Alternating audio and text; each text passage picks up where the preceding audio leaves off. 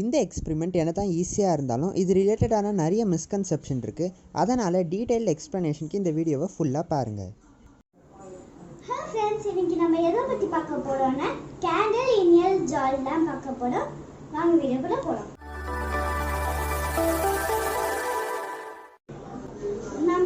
அதுக்கு என்னெல்லாம் திங்ஸ் தேவைன்னா ஒரு ஜக்கில் வந்து வாட்டர், அப்புறமா பிளேட், அப்புறமா கேண்டில்ஸ், அப்புறமா பக்கெட் குச்சி.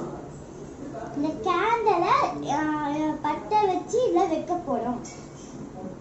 இந்த கேண்டிலை வந்து ஏற்றியாச்சு. கொஞ்சம் வந்து லைட்டாக இதில் படாத மாதிரி தண்ணி ஊற்றிக்கும்.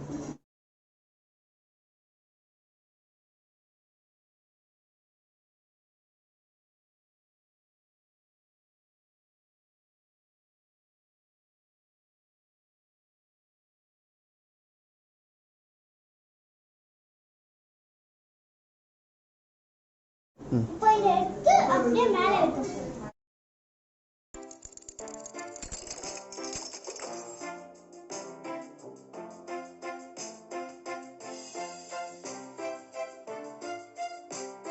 இப்போ பாருங்க,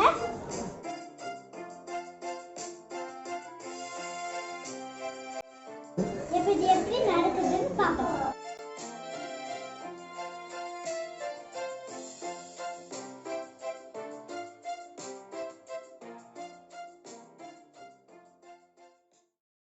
இப்போ பார்த்தீங்கன்னா இந்த தண்ணி வந்து மேலே ஏறுறதுக்கு ரெண்டு விதமான காரணம் இருக்குது.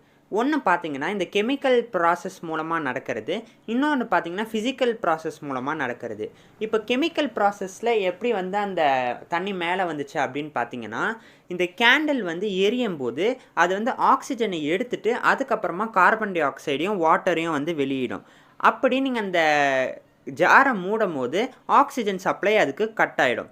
அப்போ பார்த்தீங்கன்னா அதில் அந்த உள்ளே இருக்கிற ஆக்சிஜன் மட்டும் எடுத்துகிட்டு கார்பன் டை ஆக்சைடு அண்ட் வாட்டராக மாற்றிடும். இப்போ பார்த்தீங்கன்னா அது எடுக்கிற அதே அமௌண்ட் ஆஃப் ஆக்சிஜனில் கார்பன் டை ஆக்சைடு ப்ரொடியூஸ் பண்ணுறது இல்லை. ஏன்னா அதில் இருக்கிறது மொத்த ஆக்சிஜனும் கார்பன் டை ஆக்சைடாக போகல, சில ஆக்சிஜன் வாட்டருக்காகவும் போகுது. அதனால் அது எடுக்கிற ஆக்சிஜன் அளவை விட கம்மியான அளவான கார்பன் டை ஆக்சைடு தான் வெளியில் வர வைக்குது. அதனால் கம்மியான அளவான கார்பன் டை ஆக்சைடு போயிட்டதுனால அந்த இடத்துல ப்ரெஷர் வந்து கம்மியாகும்.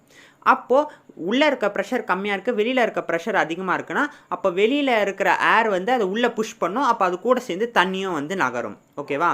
இப்போது ஃபிசிக்கல் ரீசன் என்ன அப்படின்னு பார்த்தீங்கன்னா, இப்போ கேண்டிலில் வந்து பார்த்தீங்கன்னா சூடான காற்று தான் வந்து உருவாகும். ஏன்னா கேண்டிலில் ஹீட் அதிகமாக வர்றதுனால ஹாட் ஏர் தான் வந்து கேண்டில்லேருந்து வெளியில் வரும்.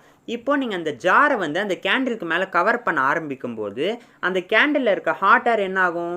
எக்ஸ்பேண்ட் ஆகும். அதாவது சூடான காற்று எப்பவுமே விரிவு தான் அடையும். ஓகேவா? அப்போது அந்த ஜாரில் அந்த கேண்டிலையும் தண்ணியும் நீங்கள் இப்படி கவர் பண்ணுற அந்த இன்ஸ்டன்ட் வந்து பார்த்தீங்கன்னா உங்களுக்கு வெளியில் வந்து பபிள்ஸ் வரதை நீங்கள் பார்க்கலாம்.